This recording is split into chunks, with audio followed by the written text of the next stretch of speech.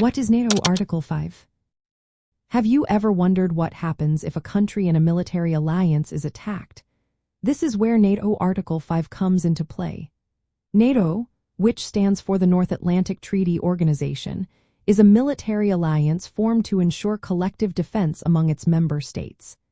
At the heart of this alliance is Article 5, a key element that defines how member nations respond to threats. So, what does Article 5 actually say? It states that an armed attack against one member is considered an attack against all members. This means that if one country is attacked, the other members are expected to come to its defense. However, it is important to note that Article 5 does not automatically require military action. Instead, it allows each member to decide what actions they believe are necessary to restore security. The origins of Article 5 date back to the Cold War, a time when tensions were high, especially with the threat of Soviet aggression in Europe. The article was intentionally written in a way that left some details vague. This vagueness reflects the concerns of member states, particularly the United States, about the extent of military obligations. In practice, Article 5 has been invoked only once, after the terrorist attacks on September 11, 2001, in the United States. Following those attacks, NATO members supported the United States in its military efforts in Afghanistan. However, this situation was somewhat different from what Article 5 was originally intended for, which was primarily aimed at deterring direct military invasions of NATO territory.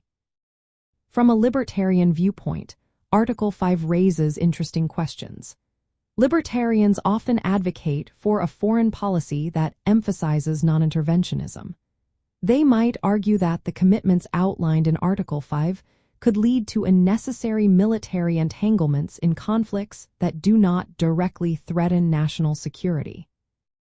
The flexibility of Article 5 allows for various responses, but it also opens the door to potential automatic military involvement, which many libertarians view with caution.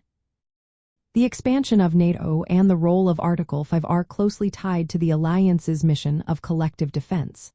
However, libertarians might caution that such expansions and commitments could risk national sovereignty and lead to conflicts that could have been avoided. This perspective highlights the importance of carefully considering military commitments before extending them beyond national borders. In summary, NATO Article 5 is a foundational element of the alliance's collective defense strategy.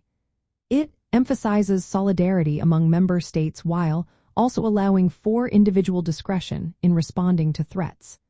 Understanding its implications is essential, especially in discussions about foreign policy and national defense from a libertarian perspective.